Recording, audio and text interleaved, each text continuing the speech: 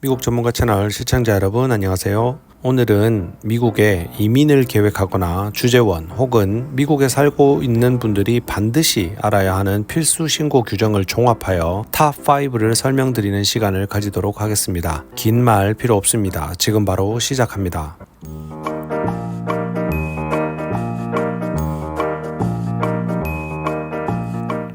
필수 규정 탑5를 시작하기 전에 누구에게 적용되는지부터 간단히 설명드립니다. 우선 미국 세법상 거주자가 지켜야 하는 규정입니다. 소득세법을 말하며 상속증여세법상의 거주자는 다른 규정이니 참고하시길 바랍니다. 미국 세법상 거주자는 시민 영주권자 그리고 미국에 거주한 지 183일 이상 되는 분들입니다. 여기서 183일은 현재 연도의 100%, 전년도의 3분의 1, 전전년도의 6분의 1의 거주 날짜를 모두 합산하여 183일 이상 거주한 자를 말하며 유학생의 경우는 5년, 교환 교수나 연구원, 인턴 등은 2년간은 비거주자가 되고 그 이후부터 계산을 하게 됩니다. 거주자 기준을 확인했으니 세법상 거주자가 확실하신 분이 반드시 알아야 하는 신고 규정 5가지 시작합니다. 첫 번째, 미국 거주자는 전 세계에서 발생한 소득을 미국에 신고해야 합니다. 미국 거주자는 한국 등 미국 외 다른 국가에서 발생한 소득을 포함하여 전 세계에서 발생한 소득을 미국 국세청에 소득세 결산신고서 양식 1040을 제출하여 신고해야 합니다. 한 개 과세 연도에 발생한 소득을 다음해 4월 15일까지 신고해야 하며 해외에 거주하고 있는 경우 신고 기한이 6월 15일까지 연장이 되고 별도의 연장 신청 서류를 제출하면 미국 거주 또는 해외 거주 여부와 상관없이 10월 15일까지 신고 기한이 연장됩니다. 두 번째, 해외 계좌 신고 FBA 규정입니다. FBA의 경우는 해외 금융기관을 통해 보유하고 있는 금융계좌의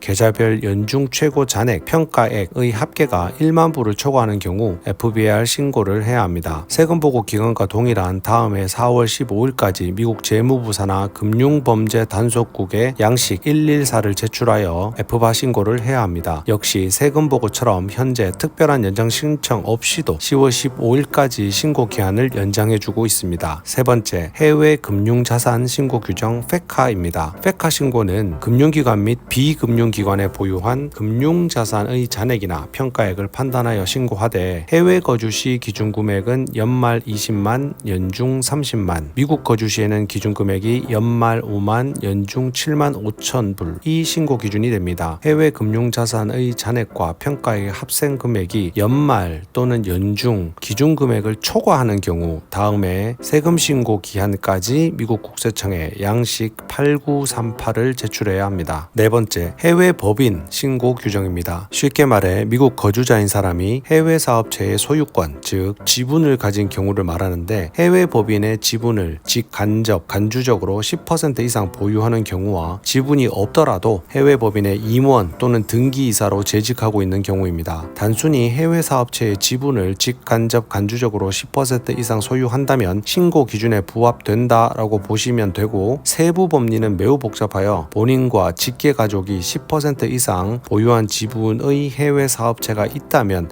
신고해야 하나라는 의문을 가지고 세법 전문가와 상담하실 것을 권유드리며 개인소득세 신고서 1040과 함께 양식 5471을 제출하여 해외 법인 신고를 해야 합니다. 다섯 번째, 해외의 신탁 자산을 받을 수 있는 소유권을 가지고 있거나 비거주자로부터 증여나 상속을 받은 것이 있다면 양식 3520을 신고해야 합니다. 연간 10만 불 이상의 상속 증여를 받은 경우입니다. 이 경우는 소득세 신고와 같이 할 수도 있고 별도로 할 수도 있으니 상황에 따라 다를 수 있지만 통상 다음 해 개인소득세 신고할 때 같이 신고를 하셔야 합니다. 특히 첫 번째 소득세 누락은 이자와 페널티가 부과될 수 있고 두 번째부터 다섯 번째 설명드린 해외 계좌 및 금융자산 신고와 해외 법인 혹은 증여 상속이나 신탁 신고를 누락한 경우는 상당한 액수의 페널티와 고의적인 누락의 경우 형사처벌도 부여될 수 있는 정보보고서입니다. 해당 규정을 몰라 누락한 경우 현재까지는 스트림라인 프로시저라는 것을 사용할 수 있습니다. 다만 이 절차를 활용하려면 신고 의무 위반의 고의성이 없었음을 증명하는 진술서를 제출해야 하고 과거 3년간의 누락된 세금 신고 FECA 신고, 해외 법인 및 해외 신탁 신고, 비거주자로부터 증여 상속 사실 신고와 과거 6년간의 FBR 신고를 한꺼번에 정정보고해야 합니다. 해외에 거주하고 있는 경우 페널티 없이 미국 내 거주자는 5%의 페널티가 부과됩니다. 만약 신고 의무 위반이 합리적인 사유에 의한 것이었고 고의적인 태만으로 인한 것이 아니었음을 증명할 수 있다면 합리적인 사유 예외에 대해서 페널티를 면제받는 방법도 있고, 만약 설명드린 여러가지 신고 의무 중에 FBAR만 위반했다면 누락된 FBR 신고 절차를 활용할 수 있는 점도 참고하시면 좋겠습니다. 오늘은 미국 세법상 내국인이 반드시 알고 지켜야 하는 최소한의 기본 규정 탑5를 설명드렸습니다. 오늘도 규정을 잘 지키며 즐겁고 행복하고 건강한 미국 생활 되시길 기원합니다. 감사합니다.